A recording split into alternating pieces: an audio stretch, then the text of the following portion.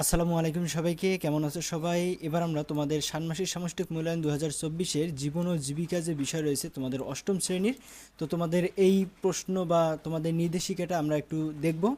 দেখো এখানে কি বলা আছে। এখানে একটি সবুজ প্রকল্প প্রণয়ন পরিকল্পনার নির্দেশনা দেওয়া রয়েছে। নির্দেশনা অনুযায়ী প্রত্যেককে একটি প্রস্তাবনা তৈরি করে জমা দিতে হবে। একটি কাজটি করার জন্য মোট সময় 5 ঘন্টা। তবে প্রকল্পের সমস্যা নির্বাচন, প্রস্তাবনা প্রস্তুত এবং অনুষ্ঠানসূচি তৈরির জন্য জোড়ায় আলোচনার সুযোগ থাকবে এবং এরপর প্রত্যেকে নিজ নিজ খাতায় প্রকল্পের প্রস্তাবনা তৈরি করবে। প্রথম অংশের পর 30 মিনিটের একটি বিরতি থাকবে। তো বলে নেই, তোমরা যদি সবগুলো প্রশ্ন পেতে চাও এবং প্রশ্নের সমাধান পেতে চাও তাহলে অবশ্যই আমাদের চ্যানেলটি সাবস্ক্রাইব করবে এবং তোমরা আমাদের যে গ্রুপ রয়েছে সেখানে জয়েন হবা। তো চলো আমরা তোমাদের কাজগুলো দেখে নেই। কাজ হচ্ছে এখানে যে একটি সবুজ প্রকল্পের প্রস্তাবনা প্রণয়ন। এখানে তোমাদের কি করতে হবে বলে দেওয়া হয়েছে। আমাদের চারপাশে এমন অনেক সমস্যা রয়েছে যা আমরা বিভিন্ন প্রযুক্তি ব্যবহার করে সমাধান করতে পারি। এখানে কয়েকটি ক্ষেত্রে উল্লেখ করা হয়েছে। জোড়ায় আলোচনার মাধ্যমে তোমরা পরিচিত এবং পছন্দ অনুযায়ী নিচের তালিকার যে কোনো একটি ক্ষেত্র থেকে সমস্যা খুঁজে নাও। এরপর উক্ত সমস্যা সমাধানের জন্য প্রযুক্তি ব্যবহার করে একটি সবুজ প্রকল্পের প্রস্তাবনা তৈরি করা যায়। তাও ওই আলোচনা করে মূল তথ্যগুলো খাতায় নোট রাখো। এরপর নিচের নির্দেশনা অনুযায়ী নিজ নিজ খাতায় সবুজ প্রকল্পের জন্য প্রস্তাবনা প্রণয়ন করো। তবে এই প্রকল্প যেন পরিবেশ বান্ধব হয় এবং এর মাধ্যমে পরিবেশের টেকসই সংরক্ষণ সম্ভব হয়, তাই অবশ্যই বিবেচনায় রাখতে হবে। দেখো সমস্যার ক্ষেত্র সেটি হচ্ছে বিদ্যালয় ও আশেপাশের পরিবেশ, এরপর নিজ এলাকার কৃষি, বায়ু, বিদ্যুৎ, পানি, সৌর জ্বালানি শক্তি, এরপর স্থানীয় সামাজিক অর্থনৈতিক পরিবেশ, নিজ প্রতিষ্ঠানের পাঠাগার, বিজ্ঞানাগার, ক্যান্টিন, এগুলো। তো নিচের পয়েন্টগুলো ধারাবাহিকভাবে উল্লেখ করে এককভাবে প্রকল্পটির জন্য একটি প্রস্তাবনা প্রণয়ন করতে হবে। প্রস্তাবনা তৈরি প্রথম অংশ। 1 নম্বর হচ্ছে নির্বাচিত সমস্যার বর্ণনা।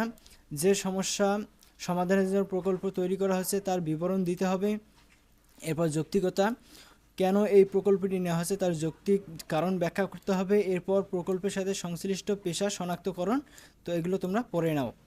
এরপর আসো তোমাদের প্রস্তাবনা 2। এখানে তোমাদের 4 নম্বর যেটি রয়েছে যে ভবিষ্যৎ প্রযুক্তির মাধ্যমে প্রস্তাবিত সমাধান। তো সমস্যাটির সমাধানের জন্য প্রকল্পে কী ধরনের প্রযুক্তি ব্যবহার করা হবে সেগুলোর নাম ও বর্ণনা। ব্যবহারকারী প্রযুক্তির মধ্যে কোনগুলো ভবিষ্যৎ বা নতুন প্রযুক্তি তা চিহ্নিত করতে হবে এবং এগুলোর মাধ্যমে কিভাবে সমস্যাটির সমাধান করা যায় তা সম্পর্কে বিজ্ঞানভিত্তিক এবং যুক্তি নির্ভর প্রস্তাব উপস্থাপন করতে হবে। এরপর নাম্বার 5, প্রকল্প কেন্দ্রিক সম্ভাবনা, নতুন পেশায় দক্ষতা অন্বেষণ। প্রকল্পে যেসব প্রযুক্তি ব্যবহারের প্রস্তাবনা দেয়া হবে সেগুলোর সাথে জড়িত এবং ভবিষ্যতে সৃষ্টি হতে পারে এমন কয়েকটি পেশার নাম। উক্ত পেশার জন্য কী কী দক্ষতা প্রয়োজন হতে পারে, এর ইতিবাচক ও ঝুঁকিপূর্ণ দিক এবং উক্ত দক্ষতা অর্জনের উপায়গুলো ব্যাখ্যা করতে হবে। এরপর পরিবেশের উপর প্রকল্পের প্রভাব। টেকসই এবং দূষণমুক্ত পরিবেশ নিশ্চিত করতে নির্বাচিত প্রকল্পের ভূমিকা উল্লেখ করতে হবে।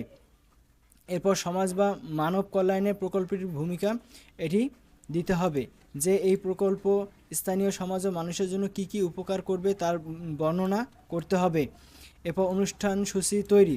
দেখো এখানে সবার তৈরিকৃত এই প্রকল্প প্রস্তাবনা উপস্থাপন করার জন্য তোমাদের প্রতিষ্ঠানে কী ধরনের আয়োজন বা ইভেন্ট করা যেতে পারে, উক্ত ইভেন্টের জন্য একটি আনুষ্ঠানিক সূচি তৈরি করো। তো কাজটি সুন্দরভাবে সম্পন্ন করে জমা দেওয়ার জন্য অনেক ধন্যবাদ।